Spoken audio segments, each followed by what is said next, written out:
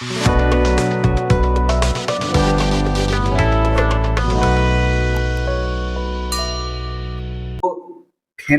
का मतलब होता है कि एक्सटर्नली अपीयरेंस कैसा है, फिजिकल अपीयरेंस मतलब ऊपर से देखने में।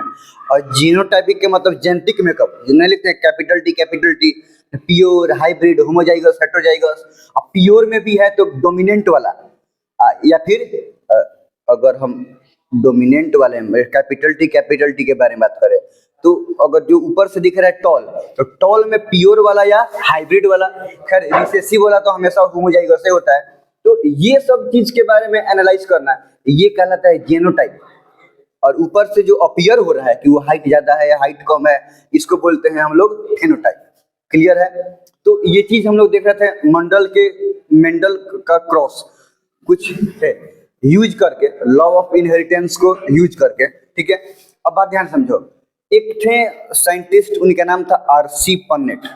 तो वो आरसी पन्नेट स्क्वायर के बारे में बात कर रहे हैं। तो वो जो बात हम लोग क्रॉस करके चेक किए कि मतलब ये ऐसा नहीं, ऐसे सर्कल क्रॉस करके चेक किए थे, तो वो इस चीज को स्क्वायर में कर दिए थे।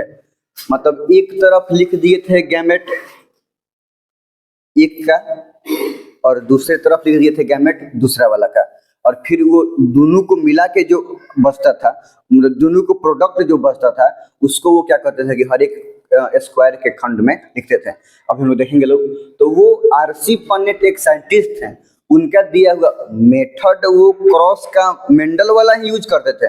बस वो एक शो करने का, लिखने का तरीका यूज करते थे, वो अलग टाइप का तरीका था। और वो स्क्वायर मेथड था, इसलिए उसको बोलते हैं पन्नेट स्क्वायर। उसके बारे में बात करेंगे। फिर उसके बाद हम लोग को देखना है जो सबसे इंपॉर्टेंट टॉपिक जो सिलेबस में आ रहा है, सेक्स डिटर्मिनेशन। कि मतलब कैसे पहले से ही वो एक प्रोबेबल परसेंटेज चांस आदमी गेस कर सकता है कि यंगवंस इंडिविजुअल का प्रोबेबल परसेंटेज क्या है उसके जेंडर का। जैसे कि वो मेल होगा या फीमेल होगा तो कितना परसेंट चांस है मेल होने का, कितना परसेंट चांस है फीमेल होने का। अब ये 2-3-4 टाइप के तरीका से चलता है। देखो, अगर ह्यूमन के बारे में बात करेंगे या most of the animals, mammals के बारे में बात करेंगे, हम लोगों में क्या होता है, ह्यूमंस के बारे में बात करें तो इतना तो पता है कि 23 पेयर क्रोमोसोम होगा। कितना होगा? 23। और उसमें से 22 पेयर क्रोमोसोम्स को ऑटोसोम्स बोलते हैं, वो बाकी सारा प्रॉपर्टी को डिटरमाइन करेगा। और एक पेयर क्रोमोसोम को बोलते हैं सेक्स क्रोमोसोम्स, एक्स वाई, ये ना एक पेयर क्रोमोसोम है। ठीक है, अब बात समझो। अगर ऑटोसोम्स 22 पेयर और प्लस एक पेयर सेक्स क्रोमोसोम में एक्स रहेगा तो वो एक फीमेल इंडिविजुअल का होता है। और ऑटोसोम्स प्लस एक्स वाई रहेगा तो मेल। तो एक्स का मतलब होमोजाइगस टाइप सेक्स क्रोमोसोम है तो फीमेल, और एक्स वाई हेटेरोजाइगस टाइप है तो ये हो जाएगा मेल। सिंपल है। और इसके अकॉर्डिंग हम क्या करेंगे कि गैमेट बनाएंगे और क्रॉसिंग करके चेक कर लेंगे कि होने का चांस क्या है। तो ये तो था ह्यूमंस में। बर्ड में चलता है उल्टा। ऑटोसोम्स और प्लस जो एक पेयर सेक्स क्रोमोसोम है, वो अगर एक पेयर होमोजाइगस है, सेम वाला है, तो यहाँ पे होगा मेल। उल्टा ह्यूमन में क्या था, एक्स होमोजाइगस है तो फीमेल, और यहाँ पे होमोजाइगस हो वहाँ पे ZW से रिप्रेजेंट करते हैं। तो अगर Z होमोजाइगस है तो ये कोड करेगा मेल के लिए, और अगर हेटेरोजाइगस है ZW तो ये कोड करेगा फीमेल के लिए। ठीक है, कुछ जैसे कि बग्स, खटमल वगैरह, ग्रासहोपर, कॉकरोच, ये सब में चलता है। ध्यान से, अगर एक्स है, होमोजाइगस है कंप्लीट, तो ये कोड करेगा फीमेल को। सुन रहा है सब? और खाली एक्स है, दूसरा वाला एब्सेंट है, एक्स जीरो, ओ नहीं जीरो, मतलब खाली एक्स है, एक्स के अलावा मतलब पेयरिंग यहाँ पे नहीं हो रहा है, अकेले है।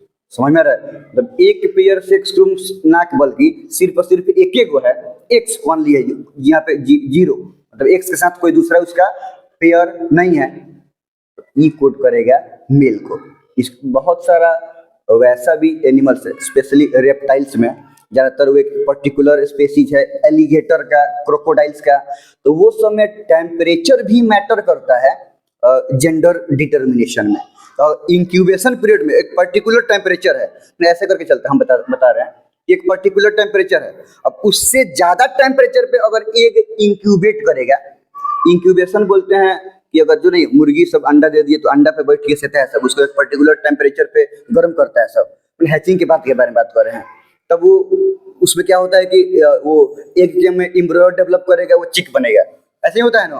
तो वैसे ही रेप्टाइल्स में हम बात करें कि अगर एक पर्टिकुलर टेम्परेचर से ज्यादा टेम्परेचर पर अगर एग इंक्यूबेट कर रहा है तो वहां से फीमेल बनेगा, कम करेगा तो मेल बनेगा। कुछ कुछ में उल्टा होता है कि अगर ज्यादा पर मेल बनेगा और कम पर फीमेल बनेगा। तो टेम्परेचर भी डिटरमाइन करता है किसी मतलब किसी किसी स्पेसीज में कोई भी फ्यूचर जो एम्ब्रियो डेवलप करेगा उसके जेंडर के बारे में। तो टेम्परेचर से भी जेंडर डिटर्मिनेशन होता है।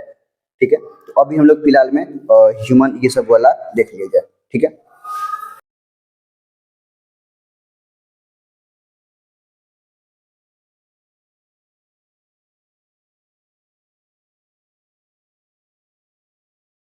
हम लोग बात कर रहे थे लोग पॉनेट स्क्वायर के बारे में, नहीं तो ये तो कह रहे यहाँ पे देखो यही स्क्वायर मॉडल को बोलते हैं पॉनेट स्क्वायर।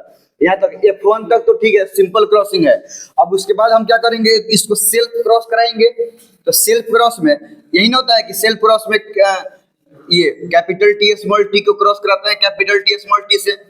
अब इसका गेमेट आएगा कैपिटल टी स्मॉल टी, होता है ये। फिर इसका भी gamete capital T small T, और इसको हम ऐसे सर्कल मॉडल से क्रॉस करा रहे थे।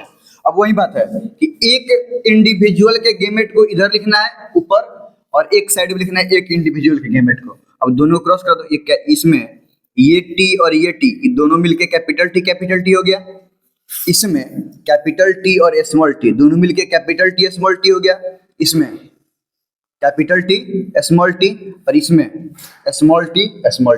अब यहाँ से भी तो सब क्लियर है, ये वाला होगा टॉल टॉल टॉल, और ये वाला होगा ड्वार्फ। ठीक है, अब इसमें ये है होमोजाइगस प्योर टॉल, और ये दोनों है हेट्रोजाइगस हाइब्रिड टॉल, और ये तो ड्वार्फ हो गया। ड्वार्फ तो हमेशा होमोजाइगस कंडीशन में ही होता है, क्योंकि ये वाला फैक्टर रिसेसिव है, नहीं है क्या। तो अब यहाँ से भी तो खैर सब चीज फेनोटाइपिक रेशियो जीनोटाइपिक रेशियो सब वही निकलेगा, लेकिन अब वो ये वाला सिस्टम क्रॉस करने का नहीं है, ये एक स्क्वायर मॉडल है, इसीलिए इसको बोलते हैं पन्नेट स्क्वायर। ये आरसी पन्नेट सबसे पहले इसको प्रपोज किया था। डाई हाइब्रिड क्रॉस भी करते हैं तो हम लोग यही सिस्टम को फॉलो करते हैं, पन्नेट स्क्वायर वाला सिस्टम को। ये थोड़ा इजी रहता है, मतलब लिखने के तरीके में सहूलियत मिलता है। खैर उसके बाद हम लोग देख रहे थे सेक्स डिटर्मिनेशन, मतलब जेंडर डिटर्मिनेशन। नहीं, बात समझो, ह्यूमन में अगर बात करें तो autosomes from XX sex chromosomes ये फीमेल में होता है होमोजाइगस कंडीशन, और हेट्रोजाइगस कंडीशन होता है किस में, मेल में। तो ये टाइप वाला का अगर बात करें तो ध्यान से देखो, ये मेल और ये फीमेल। अब क्रॉस कराएंगे तो मेल का autosomes from XY heterozygous condition, और फीमेल का ऑटोसोम्स फ्रॉम XX होमोजाइगस है। अब इसका गेमेट देखो, ये हेट्रो है तो ये ऑटोसोम्स मतलब ये एक, इसमें से एक आया इसमें, और हम लोग लॉ ऑफ सेग्रीगेशन, जब गेमेट बनेगा तो एक हो जाएगा, तो इसके दोनों में से एक पेयर ही जाएगा। XY में से या तो X जाएगा या तो Y जाएगा, एक पेयर में से सिर्फ एक ही अलील जाता है ना। तो यहाँ मान लेते हैं कि 50 आधा चांस X जाने का है और आधा चांस Y जाने का है। ये दो टाइप का गेमेट बनाएगा, एगो A+X वाला और एगो A+Y वाला, और इसमें तो कैसे भी करेंगे तो A+X वाला ही बनेगा, सिंगल टाइप का गेमेट ही बनेगा।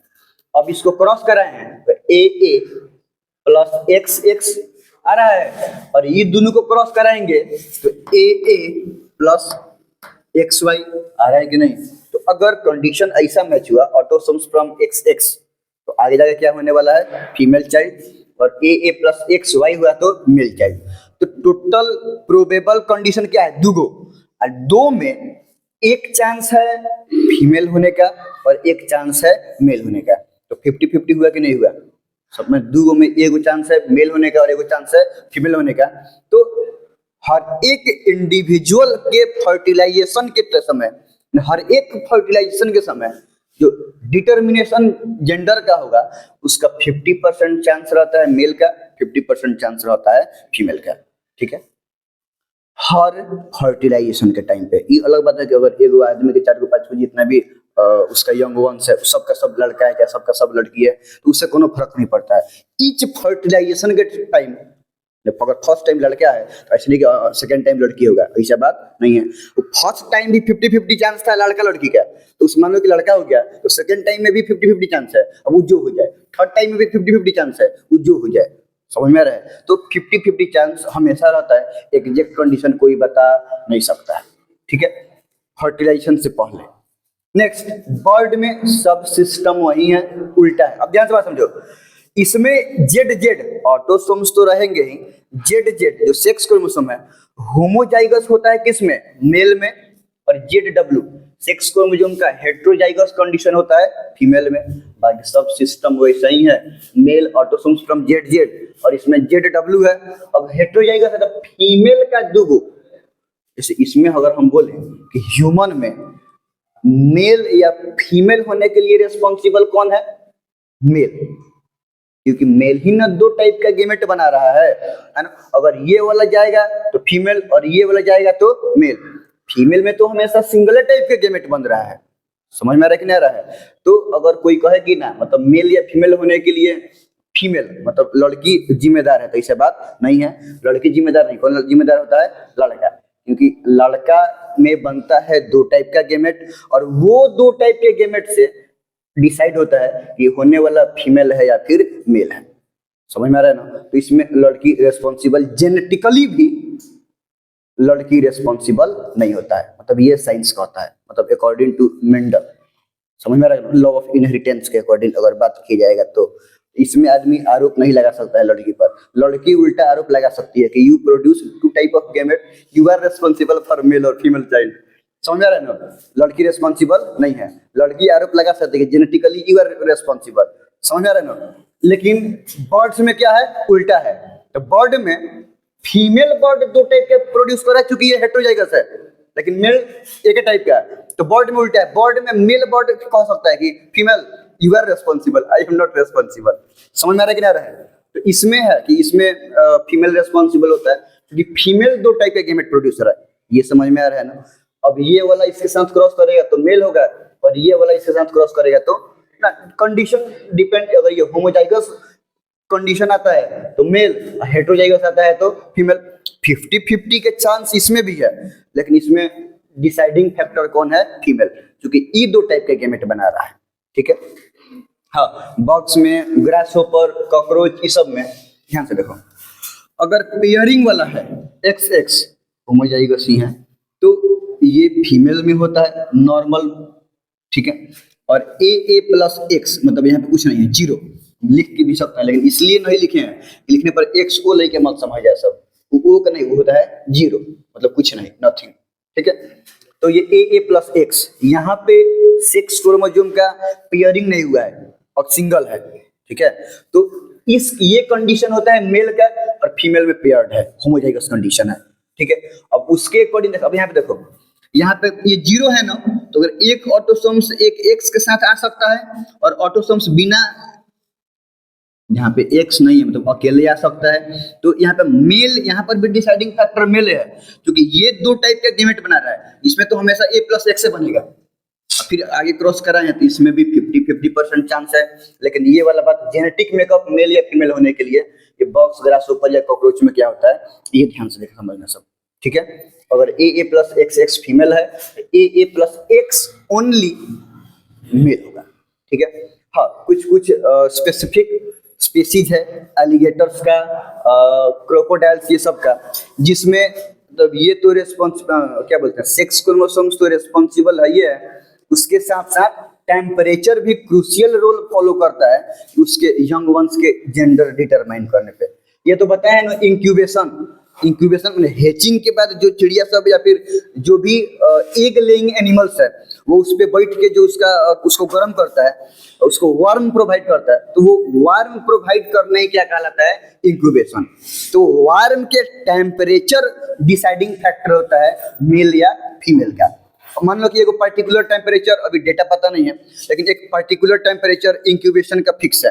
अब उस पर्टिकुलर टेम्परेचर से ज्यादा टेम्परेचर पर इंक्यूबेट हो गया एग अगर, ठीक है, तो वो मान लो कि मेल होगा, हम मान लो बोलते हैं, क्योंकि टेम्परेचर ही पता नहीं है।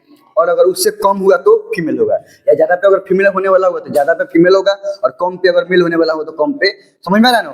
तो यहाँ पे मतलब डिसाइड किस चीज से हो रहा है? इंक्यूबेशन टेम्परेचर से। तो इस तरह करके ह्यूमन वाला ज्यादा इंपॉर्टेंट है, मतलब वो सिलेबस का पार्ट है।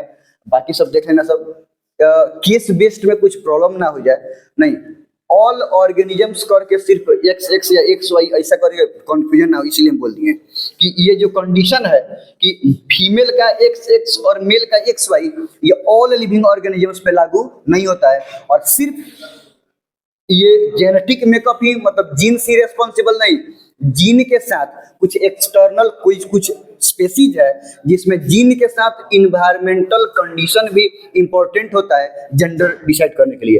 हालांकि हायर एनिमल में ऐसा, मतलब हम लोगों में ऐसा, ह्यूमन वगैरह में ऐसा नहीं है, इन्वायरमेंटल कंडीशन पर मेल या फीमेल बनता नहीं है, वो जेनेटिक मेकअप जीन्स के अकॉर्डिंग सब चीज होगा। ठीक है।